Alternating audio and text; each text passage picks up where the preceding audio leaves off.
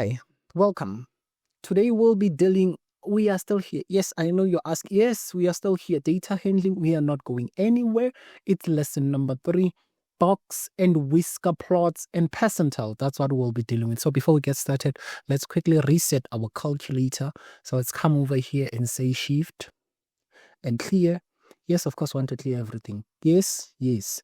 Now that because we are done with that, we can get started. Box and whisker plots. Now, box and whisker plots in simple, it's just a graphical representation of the 5-number summary. You will see when I start drawing what I mean. Percentiles, they are just percentages. You'll also see how it works. For this particular example, now you can see I have a lot of questions here. In fact, let me number them. I know I put them like not in a great order, but they should do what I'm trying to do. Some of them, they are not complete. Don't worry. There's also question number 6 down there. You will see when we start scrolling down.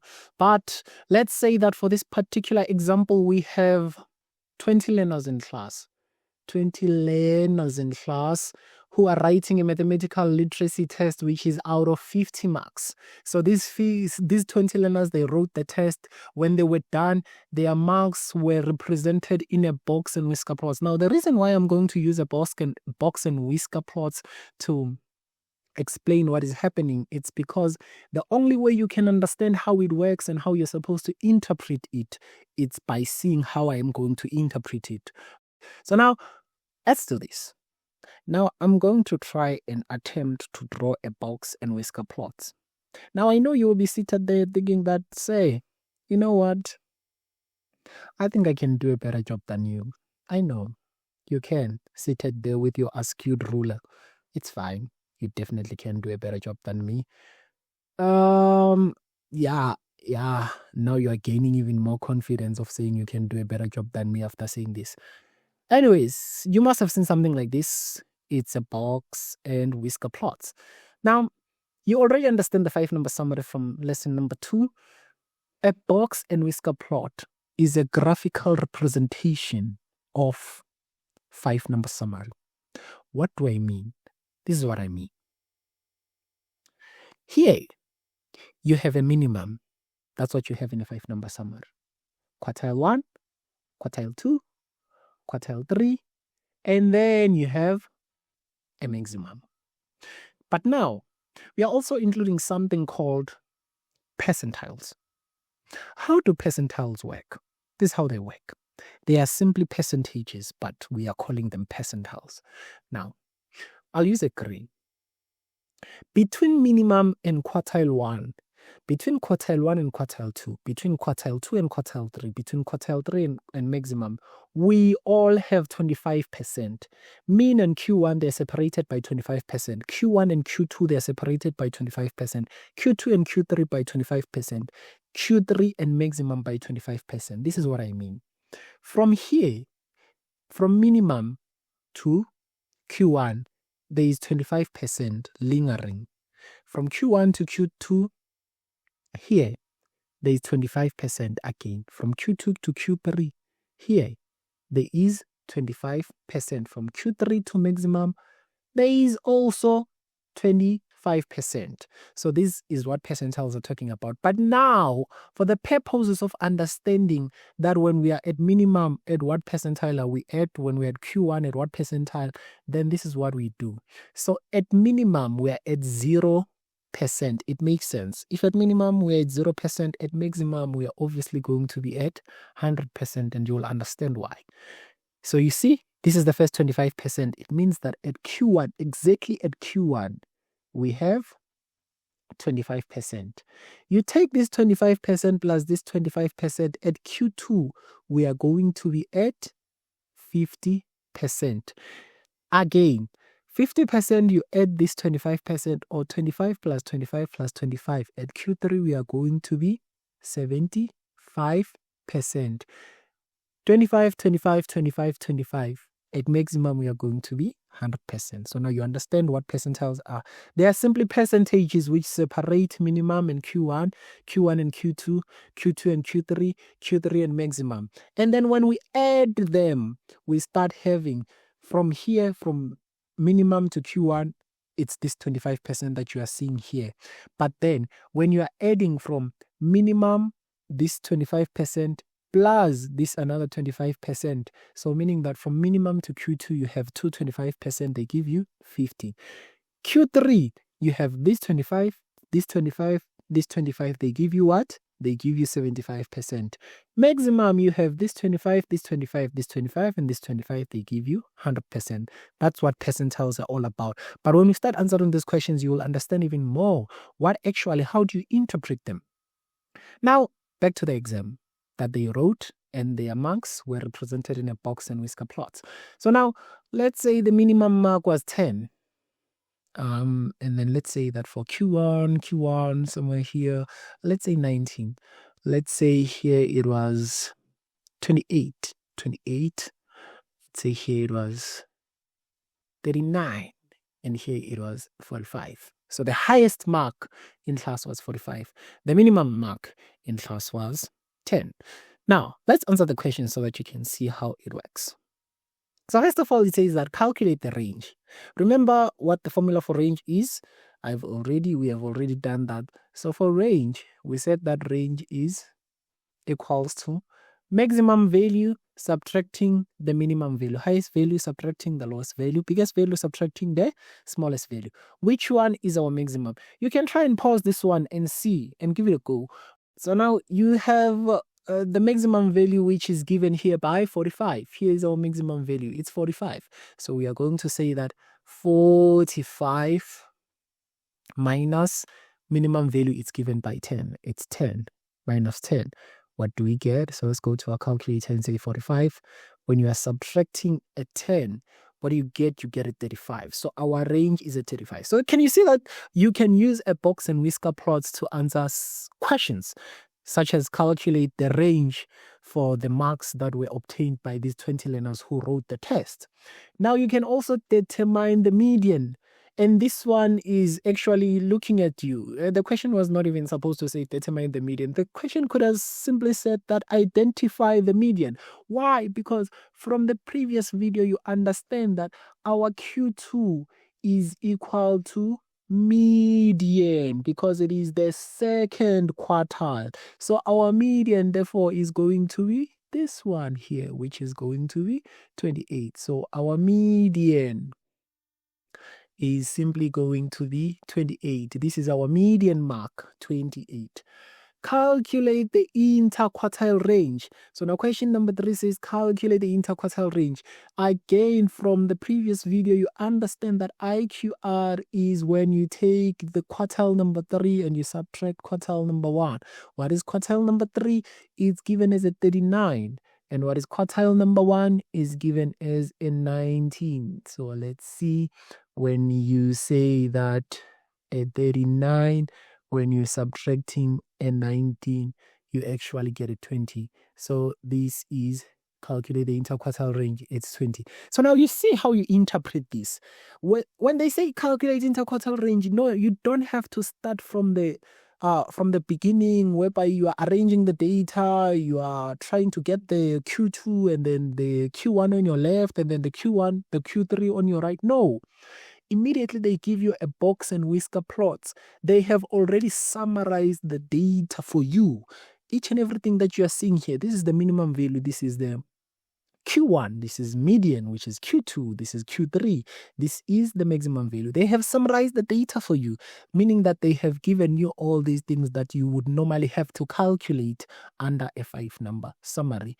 So let's go to this question. Determine the number of learners who scored less than the third quartile.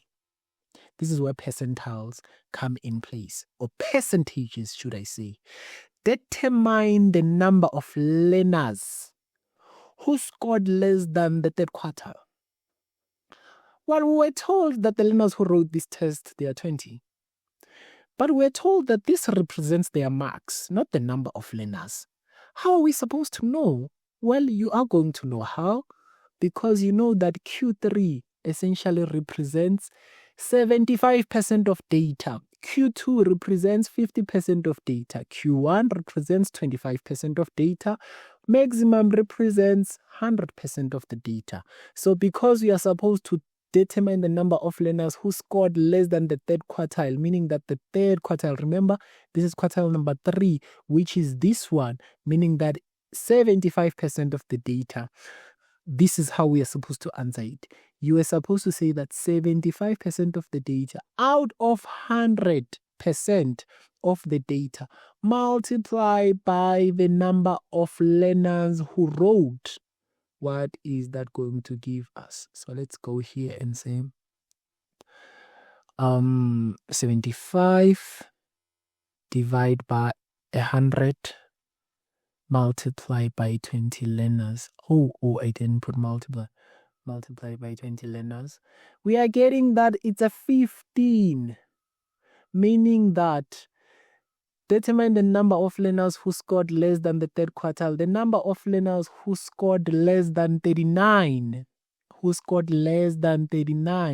They are 15.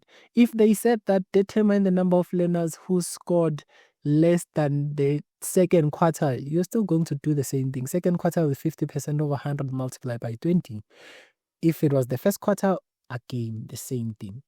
If it was the maximum, meaning that determine the number of learners who scored less than 45 or who scored 45, you are going to say that 100 over 100, which is equals to 1 multiplied by 20, and then you get your 15.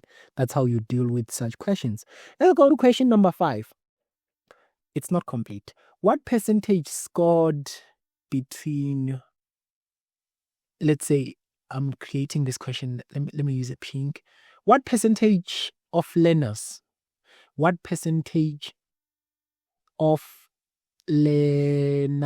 scored between 19 marks and 28 marks? This is the first question. The percentage of learners who scored between 19 marks and 28 learners is 25%. How do I know? Because between Q1 and Q2, there is 25%. So when they said what percentage of learners scored between 19 and 28, they were simply asking between Q1 and Q2, what percentage is that? It's 25. So your answer is supposed to be, it's 25%. Another way of doing this, you can look at the biggest, which is 28, and then you subtract the smallest, which is 19, meaning that you can take the percentage of 28. The percentage of 28, it's obviously 50. You can say that 50, subtracting the percentage of 19, which is Q1, it's 25. Subtracting 25. And then what do you get? Obviously, let's go here. There is no mental maths. You're subtracting 25. You are going to get 25%. See, it's the same answer, 25%, 25%. Now, they could have simply asked you again, what percentage of learners scored between, let's see, 10 and 28. You go to 10. What percentage is 10? It's minimum. Minimum percentage is 0. And then 28, it's median, Q2, which is 50. So again, can do the same thing. First of all, you can add the percentages which lie in between. It's 25 plus another 25. So it can be 25% plus another 25%. What does 25% plus 25% give us? So 25 plus another 25, it gives us 50. So meaning that it gives us 50%. Or you could have done this. Take the biggest, which is 28. What's the percentage? It's 50. Subtracting the smallest, it's 10. What's the percentage? Is 0. 50 minus 0, you get 50%. Our question could have still said what percentage of learners scored between, let's say they scored between 19 and 45. It's still the same thing. You can start by saying between 19 and 45, you have 25%, 25%, 25%. 25%, they give you 75. Or you could take the big one, which is 100. 45%, 45 is maximum, which is 100%, subtracting the smallest one, which is 19, Q1, which is 25%, 100 subtracting 25, you get 75. That's how you deal with it. Let's go to the last one. The last one says that if a learner's mark falls on the second quartile, what does this mean?